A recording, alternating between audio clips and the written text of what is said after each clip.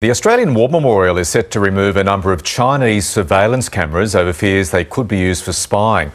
Liberal Senator James Paterson is campaigning for all government departments now to remove these devices. He joins us now from Parliament House. James Paterson, good morning to you.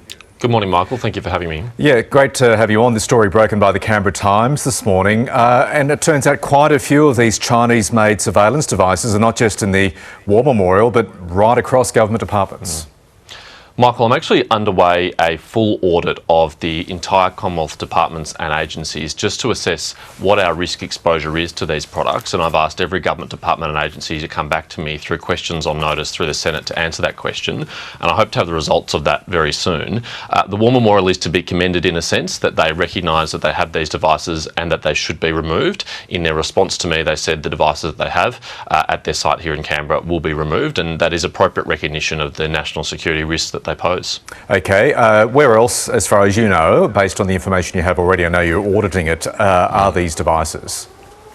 Well, a number of government departments have identified it. In the first instance, the Department of Home Affairs I approached and asked them whether they had any on their sites and whether they had visibility of these cameras on any other sites throughout the government.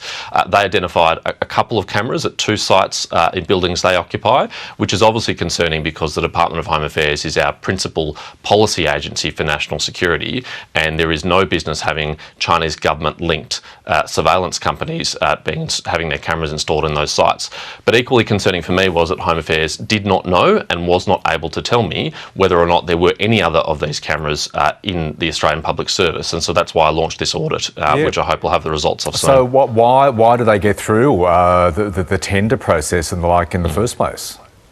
That's an excellent question, Michael, and I suspect the answer to that is that it is because they offer value for money in a very superficial sense. It is often the case that they undercut their commercial rivals. They are closely linked to the Chinese government, and like many other leading Chinese technology firms, they have assistance from the Chinese government, including concessional loans and subsidies, and that does allow them sometimes to outcompete their Western competitors and make them look like a more attractive offering. But of course, the discount that you get up front is not worth the long-term national security risks you expose yourself to. Okay, so an issue for both sides of Parliament. Unless these cameras were installed in the last 9 months, they could very well have been approved under the Morrison and Turnbull governments. I'm not seeking to make this a partisan political issue at all. I'm not attacking the Labor Party over this. It's a problem which I've now identified, which has to be fixed, and they're the government, so I hope that they will fix it.